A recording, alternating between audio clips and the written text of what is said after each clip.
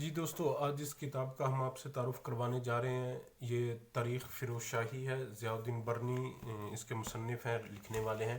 اور اس کا ترجمہ کیا ہے ڈاکٹر سید معین الحق نے۔ فارسی زبان سے اس کا اردو ترجمہ کیا گیا۔ اس کتاب کے تعارف سے پہلے ہم یہ جو کتاب ہم تک پہنچانے میں ہمارے دوست جناب عبدالقدوس صاحب کا شکریہ ادا کرنا چاہیں گے، جنہوں نے بہت مشکل سے اس کتاب کو ڈھونڈا اور پھر ہم تک پہنچایا۔ تو ہم اس بہترین تحفے پر ان کا شکریہ ادا کرنا چاہیں گے۔ مولانا ضیاء الدین برنی جو ہیں، یہ ان کی تاریخ پیدائش 1286 یا 85 کے لگ بھگ ان کی تاریخ پیدائش ہے، اور 1357 میں اور یا 58 میں ان کی وفات ہوئی ہے۔ تو ان کے والد جو تھے وہ جلال الدین خلجی کے ایک وزیر کے عہدے پر تھے۔ انہوں نے جو کتاب شروع کی ہے وہ سلطان غیاث الدین بلبن کے زمانے سے شروع کی ہے، کیونکہ اس سے پہلے جو طبقات ناصری ہے، جو کہ ناصر الدین کے زمانے تک آتی ہے، جو شمس الدین التمش کے بیٹے تھے، ان کے زمانے تک آتی ہے۔ تو جہاں پر وہ کتاب ختم ہوتی ہے وہاں سے برنی نے کتاب شروع کی ہے۔ اگرچہ یہ صرف ایک 92 سال کا عرصہ بنتا ہے جو برنی نے اس کو کور کیا ہے، جو بیان کیا اپنی کتاب میں، لیکن اس کے باوجود یہ ہندوستان کی تاریخ کا ایک بہترین کتاب ہے، جو میڈا ٹائم اور زمانہ وسطیٰ کا ہندوستان ہے اس کے بارے میں ایک بہترین کتاب ہے، جو اس دور کے انسان کی ذہنیت اور جو یہ سلطان تھے، جو بادشاہ تھے، ان کے بارے میں ہمیں جو ہے وہ بہت بہترین معلومات دیتی ہے۔ اس کی کتاب کے شروع میں ضیاء الدین برنی نے، جیسے کہ مسلمان مصنفین کی عادت ہے کہ پہلے حمد و ثنا یعنی اللہ تعالیٰ کی تعریف اور پیغمبر علیہ السلام کی نعت بیان کرتے ہیں، اس کے بعد خلفائے راشدین کے متعلق کچھ باتیں کی ہیں،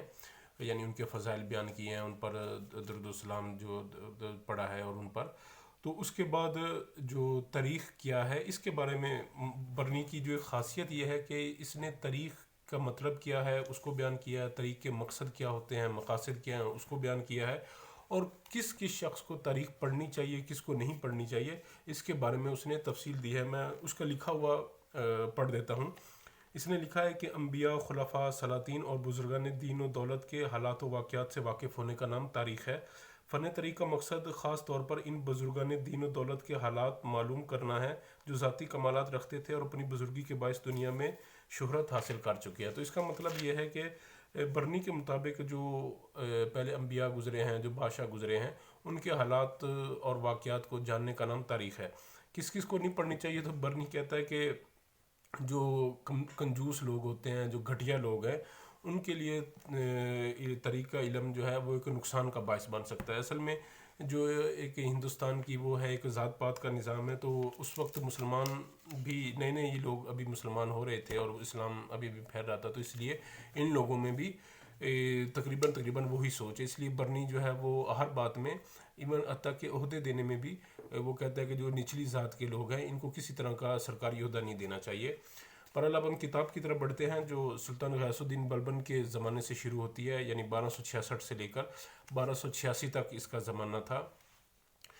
تو برنی نے جو سلطان غیاث الدین بلبن، جو کہ خود بھی ایک آزاد کردہ ترک غلام تھا، اس کی جو خاصیت بیان کی ہے، حتیٰ کہ سب سے پہلی اس کی جو تعریف کی ہے وہ یہی ہے کہ وہ کسی بھی گھٹیا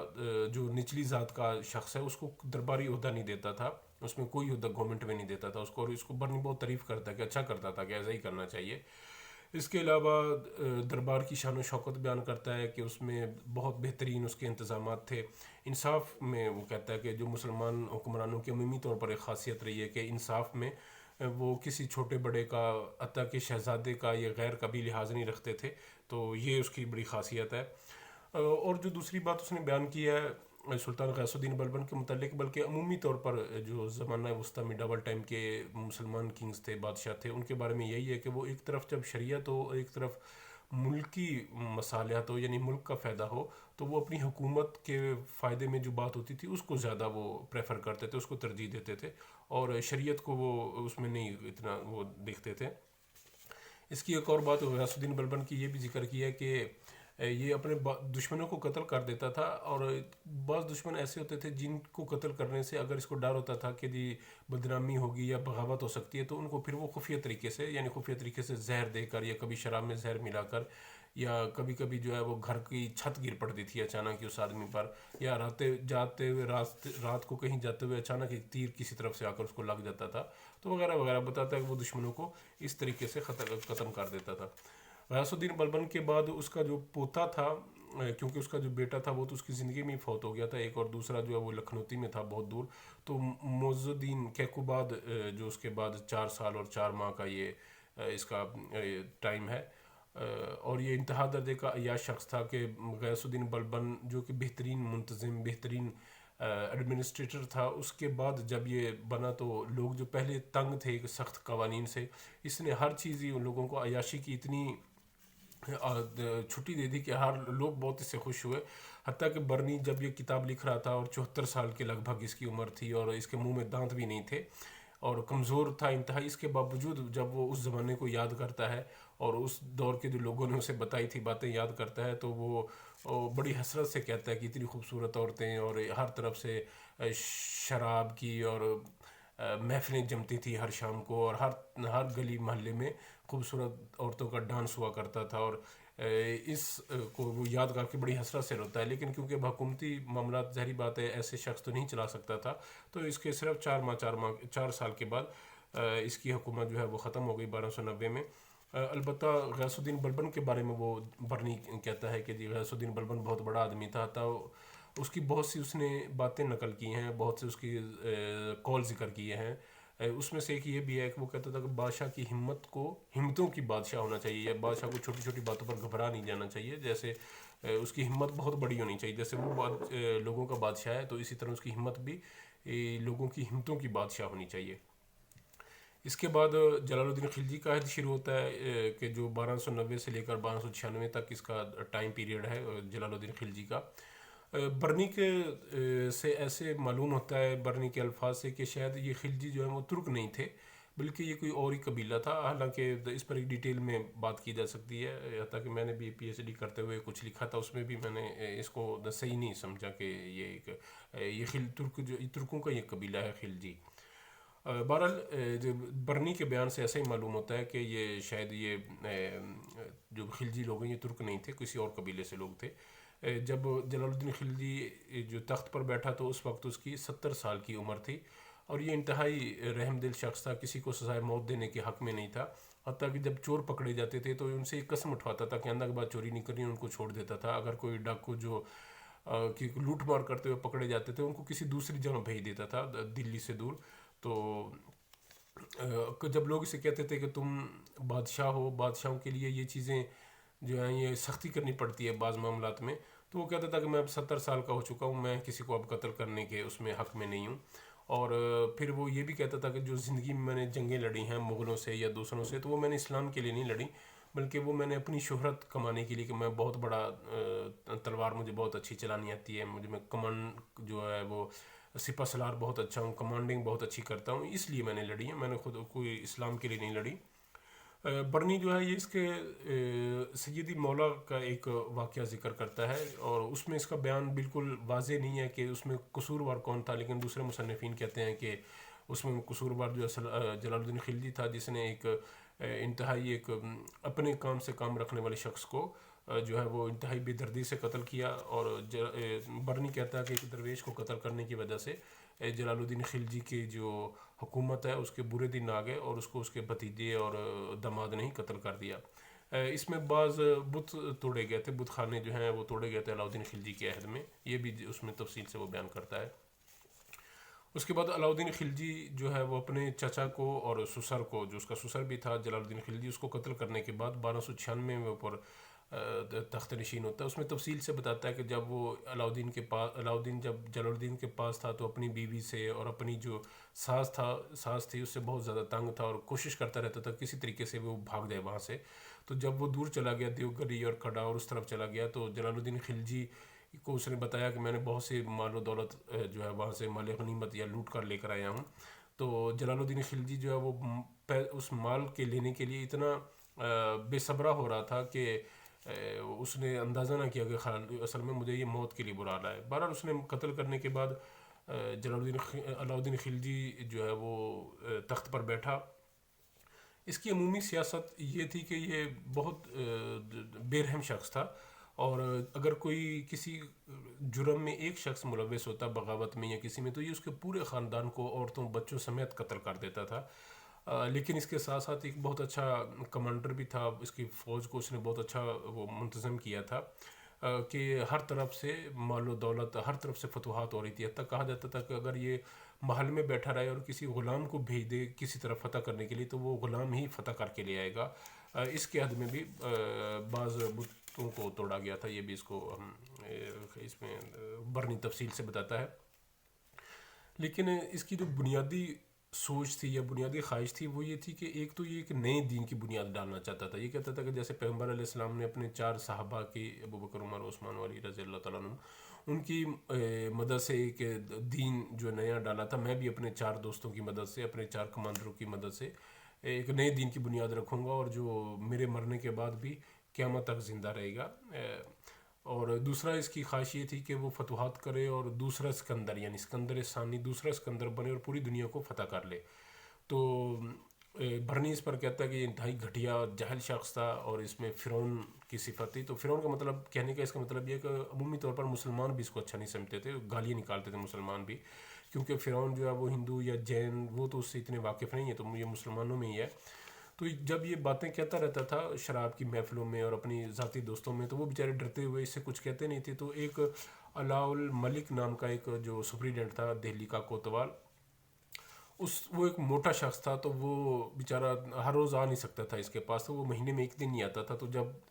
خلجی نے اس سے بھی یہی باتیں کہیں علاء الدین نے، تو اس نے کہا کہ اس نے اس کو تفصیل میں برنی بتاتا ہے کہ اس نے کہا کہ یہ پیغمبری جو ہے یہ اللہ کی طرف سے دینی ہوتی ہے، کوئی انسان کی نہیں ہوتی، اور اسکندر تم بن سکتے کیسے بنو گے جب اپنے ہی ارد گرد میں فتوحات مکمل نہیں ہوئی، تو باہر تم پوری دنیا کو کیسے فتح کرو گے اور کس کو اپنے پیچھے چھوڑ کر جاؤ گے، اور اس کی کیا دلیل ہے جب تم دہلی سے دور ہو گے تو وہ پیچھے بغاوت کر کے خود بادشاہ نہ بن جائے۔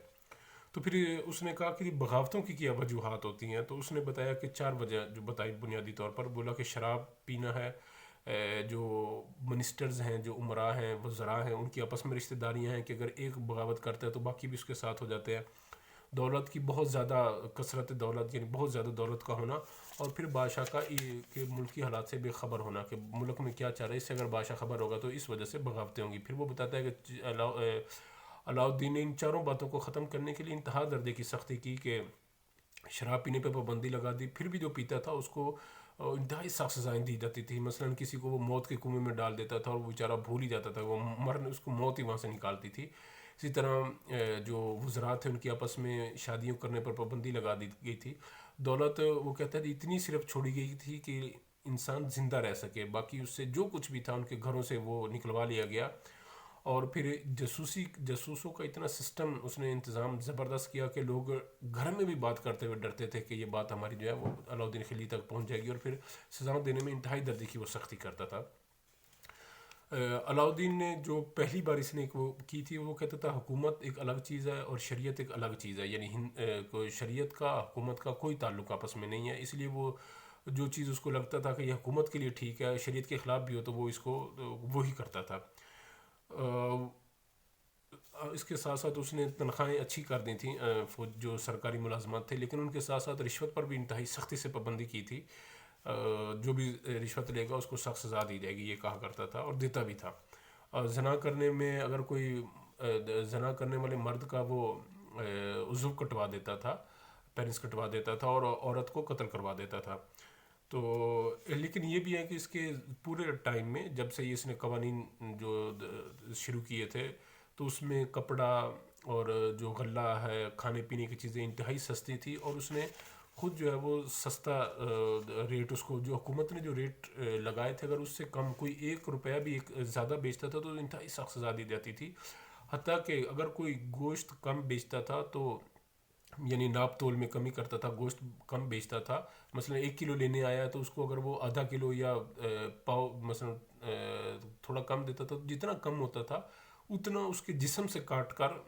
پھینک دیا جاتا تھا۔ تو جب 1-2 لوگوں کو یہ سزائیں دی گئیں بھرے بازار میں، تو اس کے بعد برنی کہتا ہے کہ یہ لوگ جو کسی کی بات نہیں سنتے، یہ بازار کے یہ جو تاجر وغیرہ ہوتے ہیں،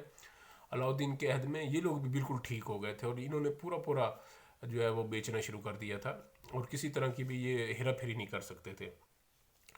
اس کے بعد انہی کے عہد میں مثلاً بڑے لوگوں میں خواجہ نظام الدین اولیاء، جو آج بھی جن کے مزار پہ لوگ ہر وقت رش رہتا ہے، وہ ان کے عہد میں تھے۔ امیر خسرو جو ہیں وہ بھی ان کے عہد میں تھے۔ خواجہ نظام الدین یہ تو خود بھی ان کے وہ ہیں۔ البتہ کہتا ہے کہ خواجہ نظام الدین سے کبھی ان کی ملاقات نہیں ہوئی تھی، حتیٰ کچھ لوگوں نے علاؤدین کو آ کر ان کے خلاف بھڑکایا، تو انہوں نے کہا کہ میں تو ایک درویش آدمی ہوں، مجھے حکومت کے معاملات سے کیا مطلب ہے، اگر تم کہتے ہو تو میں کہیں اور چلا جاتا ہوں۔ تو اس کے بعد علاؤدین نے کہا کہ ہاں ٹھیک ہے یار، یہ تو اپنا ایک صوفی درویش آدمی ہے، اور اس کا حکومت سے کیا مطلب ہو سکتا ہے۔ ایک اور بات جو علاؤدین کے اب جب آخری دنوں میں جب اس کی وہ برا کا ٹائم شروع ہوا، تو حالانکہ ایک ملک کافور نام کا کوئی گجرات سے ایک غلام تھا جس کو نصرت خان نے، ایک کمانڈر تھا اس کا، اس نے بھیجا علاؤدین خلجی کے پاس، اور وہ پھر علاؤدین کے پاس آیا، تو پھر آہستہ آہستہ اس کے سیکشول ریلیشن کچھ یعنی کہ اس سے بڑھ گیا علاؤدین خلجی سے، تو برنی اس کو خوب لان تان کرتا ہے، ہم آگے پڑھیں گے۔ اچھا، برنی کی ایک یہ بھی بات ہے کہ جب کسی کی تعریف کرتا ہے اس کتاب کا مصنف تو اس کو آسمانوں پر پہنچا دیتا ہے، لیکن جب اس کو لان تان کرنا شروع کرتا ہے تو ایسی ایسی لان تان کرتا ہے کہ انسان حیران رہ جاتا ہے۔ جیسے علاؤدین خلجی میں کے دور میں کہتا ہے کہ ہاں جی ہر چیز بہت سستی تھی، حتیٰ کہ ایک اونٹ ایک کوڑی میں مل رہا تھا، بس مسئلہ یہ تھا کہ وہ ایک کوڑی کہاں سے ملے گی، 1 روپیہ 1 پیسہ مثلاً وہ کہاں سے ملے گا، اونٹ تو 1 پیسے کا ہے لیکن 1 پیسہ کہاں سے ہم ڈھونڈیں گے، یہ بس مسئلہ ہے۔ تو حتیٰ وہ ملک کفور پر جب لان تان کرتا ہے برنی، تو اس کو کہتا ہے کہ وہ اتنا بغیرت حرام زادہ تھا کہ اس کا اگلا حصہ کٹا ہوا اور پچھلا حصہ پھٹا ہوا تھا۔ تو ایسی لان تان وہ اسی نے، اور علاؤدین خلجی کو آخری دنوں میں جب حکومت کے معاملات بھی ایسا ایسا اس کی نکل رہے تھے، بیگمات اس کی صرف بچوں کی شادیوں میں ہی مصروف رہتی تھی، دعوتیں ہی ہوتی رہتی تھی ہر وقت، تو وہ کہتا ہے کہ اس کو زہر دے دی تھی، اس نے ملک کافور کے نام سے جانا جاتا ہے، اور ملک کافور کو بھی علاؤدین خلجی کے 35 دن بعد قتل کر دیا گیا تھا۔ علاؤدین کے بعد اس کا بیٹا قطب الدین وہ تخت نشین ہوا، وہ تخت پر بیٹھا، اس کی بھی 4 سال 4 ماہ حکومت رہی۔ وہ بھی اپنے والد کی طرح، اسے بھی یہ جو مردوں کے ساتھ سیکشل ریلیشن کی ایک عادت تھی۔ اس کا ایک حسن بروار بچہ نام کا کوئی تھا غلام، اس کو ساتھ اس کو بہت زیادہ عشق تھا، حتیٰ اس قدر عشق تھا برنی کہتا کہ ایک لمحہ بھی اس کے بغیر وہ نہیں گزار سکتا تھا۔ تو قطب الدین نے اس کو خسرو خان کا لقب دیا، اور اس کے ساتھ ساتھ بہت زیادہ اختیارات دے دیے۔ اب برنی اس کو کیسے گالیاں نکالتا ہے وہ اب آپ کے سامنے ہم پڑھ دیتے ہیں کہ برنی اب کہتا ہے اس کو گالیاں نکالتے ہوئے، پہلے تو اس کو باپ کو کہتا ہے کہ اس کے باپ نے جو مثلا سلطان علاؤدین کو جو اس کا ملک نائب پر دیوانہ ہو جانے اور اعلانیہ اس کے ساتھ بد فعلی کرنے، اس کا مرتبہ بلند کرنے، اس کو وزارت دینے، لشکر کا سردار بنانے، لامحدود اختیارات دینے اور نائب ملک بنانے سے کیا آخر کیا فائدہ ہوا، اور اس ماہون و مفعول کے ہاتھوں، مفعول یعنی گانڈو مثلا، اس کے ہاتھوں میں علاؤدین خلجی کے خاندان پر کیا قیامت گزری، اور اس ناقص اور نامرد کی بے وفائی، غداری، مکاری، نمک حرامی اور کافر نعمتی سے اس دنیا میں کس طرح کی حرام خوری دیکھنے میں آئی ہے کہ خسرو خان کو بلند مراتب وزارت کا عہدہ اور خطاب دینا، اس کو امتیازی حیثیت دے کر لشکر کا سردار مقرر کرنا اور لشکر کے کلی اختیارات اس کے حوالے کر دینے کا کیا مطلب بنتا تھا۔ وہ کہہ رہا ہے کہ جب علاؤدین نے اس جو ملک نائب کافور گانڈو کو اتنی اختیارات دیے تو اس نے اسی کو آخر میں زہر دے دیا، تو پھر اس کے بیٹے کو کیا ضرورت تھی ان چیزوں کو دینے کے لیے۔ اور یہ بھی بڑا مکار شخص تھا، یہ جو اس کا حسن ہے، جو اس کے بیٹے کا وہ محبوب اور معشوق بنا ہوا تھا، تو وہ کیا کام کرتا تھا کہ جو اس کے حکومتی عہدے دار تھے، جو صحیح معنی میں باصلاحیت اور حکومت کے وفادار تھے، ان کے بارے میں اسے بار بار بھڑکاتا رہتا تھا قطب الدین، جو اس کا بیٹا ہے قطب الدین خلجی کو۔ اب برنی وہ کیا کہتا ہے اس کو، میں نے جیسے پہلے کہا کہ جب یہ لان تان شروع کرتا ہے تو انتہا درجے کی لان تان کرتا ہے۔ وہ کہتا ہے کہ جس وقت سلطان اس کے ساتھ بدفعلی کرتا یا اعلانیہ اس کا بوسہ لیتا، اسی وقت وہ سلطان کو تلوار مار کر ہلاک کر دے، یہ سوچتا رہتا تھا وہ۔ یہ ولد الزنا کمینہ ہمیشہ سلطان کو ہلاک کرنے کے متعلق سوچتا رہتا، ظاہر میں تو وہ ایک بدکار بے شرم عورت کی طرح اپنا جسم اس کے حوالے کر دیتا، لیکن باطن میں وہ سلطان کی زبردستی اور زیادتی پر غصہ کرتا اور خون پیتا رہتا تھا۔ یعنی وہ کہتا ہے کہ ظاہری طور پر تو وہ اس کے مرواتا رہتا تھا، لیکن جب ساتھ میں وہ اس کو قتل کرنے کی بھی سوچتا رہتا تھا، کسی طریقے سے اس کو قتل کر دوں۔ اب اس کے ساتھ وہ کہتا ہے کہ وہ جو حکومتی شخصیات ہیں ان کی شکایت کس ٹائم کرتا تھا اسے، اب یہ بھی دیکھیں، وہ کہتا ہے کہ وہ غدار حرام زادہ، یعنی کہ وہ حسن جو تھا، حسن بچہ، وہ غدار حرام زادہ سلطان کے اغلام کرانے کی حالت میں، یعنی جب نیچے پڑا ہوتا تھا اس کے، جو ایک عجیب حالت ہوتی ہے، ان مخالف ملوک کی شکایت کرتا تھا اور کہتا تھا کہ یہ لوگ مجھے بغاوت کرنے کے لیے بدنام کر رہے ہیں اور میرے اوپر جھوٹے تہمتیں لگا رہے ہیں۔ تو وہ جب بدفعلی کروا رہا ہوتا تھا تو سلطان قطب الدین اس کے خلجی کے نیچے پڑا ہوتا تھا، تو اس وقت وہ بھڑکاتا رہتا تھا اس کو، قطب الدین خلجی کو۔ تو بعد میں پھر انہی کو اسی دوران میں، اسی حالت کے دوران میں اسے وہ قتل کی اجازت بھی لے دیتا تھا اور یوں بعد میں لوگوں کو قتل کر دیتا تھا۔ اس کے جو گھٹیا اس نے باتیں کی ہیں اس میں برنی نے، اس کی سیاست کے بارے میں کہا، ایک تو اس نے اپنے سارے بھائیوں کو اندھا کروا دیا تھا، اور یہ عورتوں کی طرح کپڑے پہن کر دربار میں آ جاتا تھا، اور جو وزراء تھے یا جن سے یہ ناراض ہو جاتا تھا تو اس نے کچھ فاحشہ عورتیں رکھی ہوئی تھیں جن سے یہ ان کو گالیاں نکلواتا تھا بھرے دربار میں۔ اور بدفعل، جیسے پہلے کہا کہ خسرو کے ساتھ اس کے سیکسول ریلیشن تھے، اور آخر میں یہ بات ختم کرتے ہوئے، اچھا یہ کبھی کبھی جو مثلاً ہوا خارج کی وجہ سے پاد مار دیتا تھا جو وزراء تھے ان کے منہوں پر آ کر، کبھی کبھی جو ہے وہ ان کے منہ پر پیشاب کر دیتا تھا سب کے سامنے، عجیب و غریب قسم کا ایک مینٹلی تھا یہ، 18-17 سال کا، 20 سال کا تھا جب یہ قتل کر دیا گیا، 20-21 سال کا۔ تو اب برنی جو ہے یہ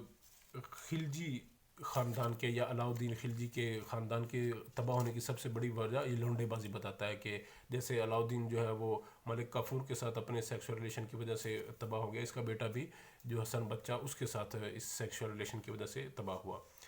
اس کے بعد جب ہر طرح، اچھا اس کے قتل کرنے کے بعد پھر ہر طرف سے ایک عجیب و غریب سے حالات خراب ہو گئے، تو پھر ایک محمد شاہ تغلق جو ہے، جس نے غیاث الدین تغلق کا لقب اختیار کیا، اور 1320 پر وہ تخت پر بیٹھ گیا، 1325 5 سال میں اس کی وہ رہی۔ اس کی سیاست کیا تھی کہ وہ ابتدا میں تو اس نے جیسے ہی دلی کا تخت سنبھالا،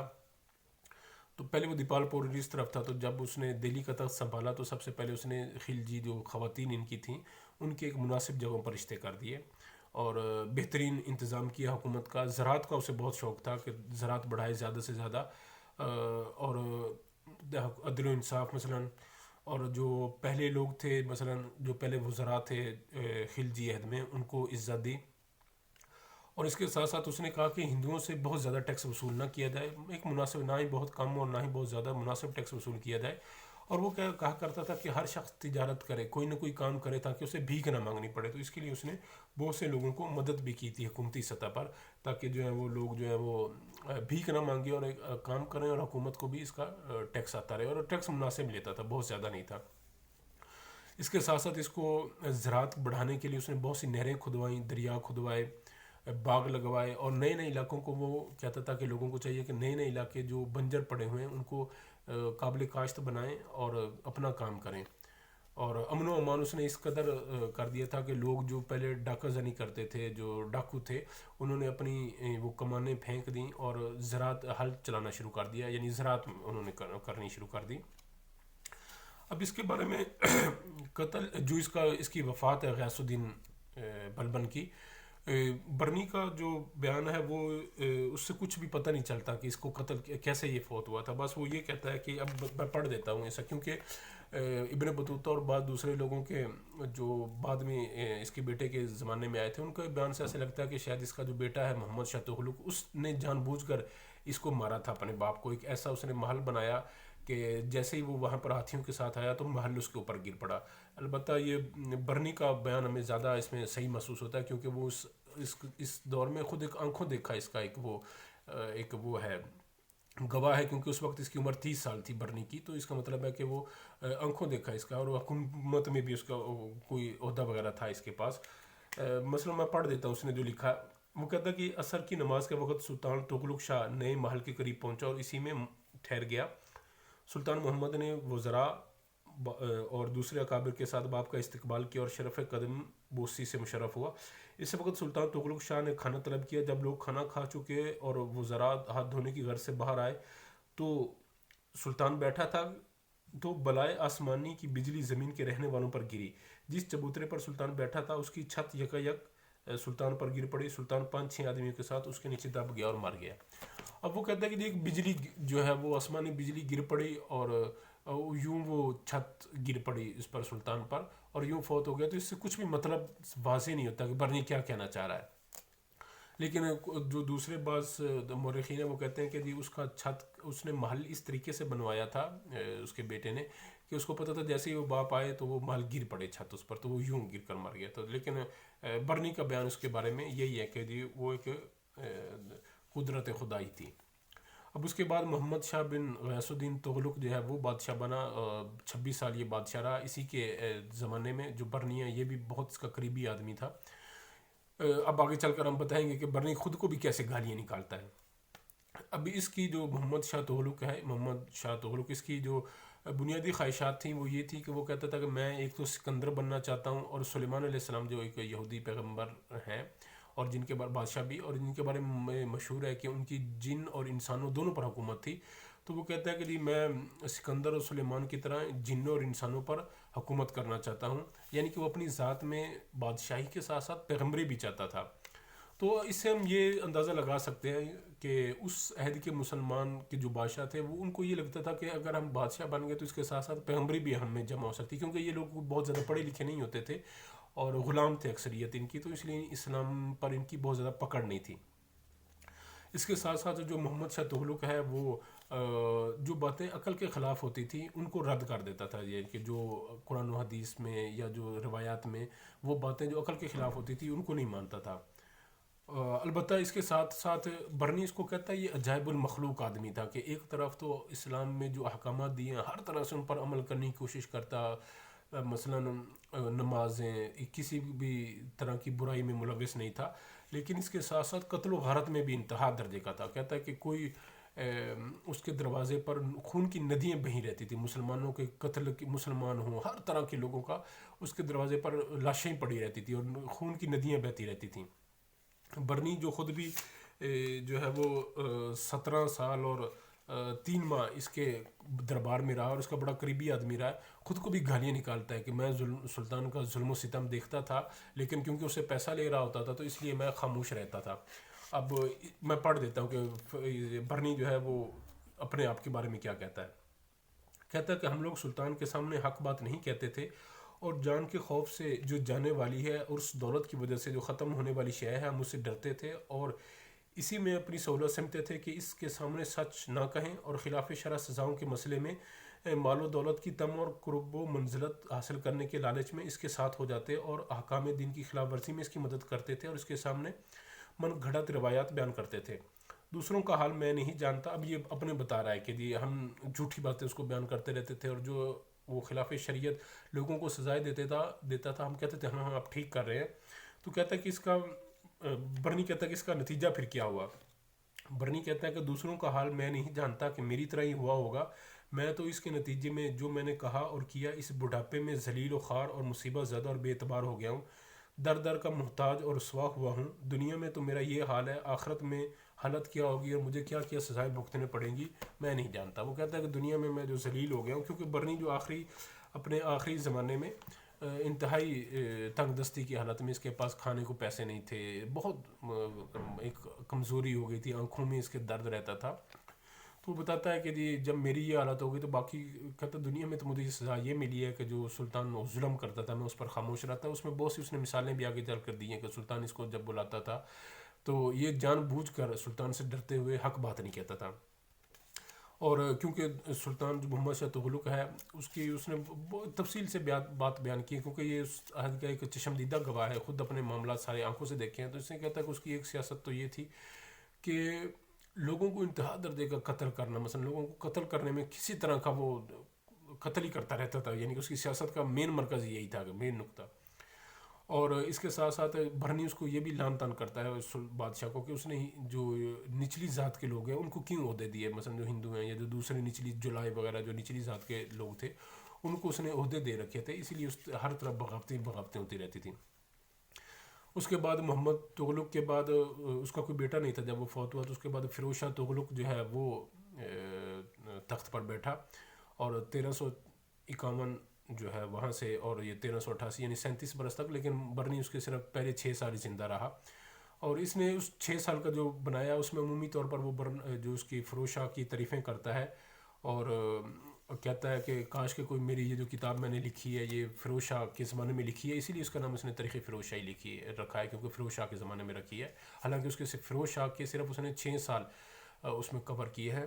تو لیکن یہی تھا کہ چلیں کچھ کوئی بادشاہ تک پہنچا دے گا تو مجھے کچھ نہ کچھ پیسہ مل جائے گا. اس نے تعریفیں بھی اس کی بہت کی ہیں کہ اسے نہریں کھدوانے کا بڑا شوق ہے، عباسی خلفاء کے ساتھ اس کے بڑے اچھے تعلقات ہیں. محمد شاہ تغلق کے زمانے میں بھی جو عباسی خلیفہ ہے تو اس کی بھی بڑی اس نے تفصیل سے بیان کی ہے. اسی طرح فیروز شاہ کی جو مسجد ہے، مدرسہ ہے، جو باغ وغیرہ اس نے بنوائے تھے، اس کی تعریفیں کرتا ہے. لیکن یہی اس کی تھی تعریفیں کرنے کے پیچھے کہ کوئی جو ہے وہ سلطان تک یہ باتیں پہنچا دے اور مجھے کچھ تھوڑا بہت پیسہ مل جائے کہ میں جو آخری زندگی کے 2-4 دن ہیں تھوڑے سے سکون سے گزار لوں. اب میں پڑھ دیتا ہوں کہ اس نے آخری میں کتاب کیسے ختم کی ہے. وہ کہتا ہے کہ جی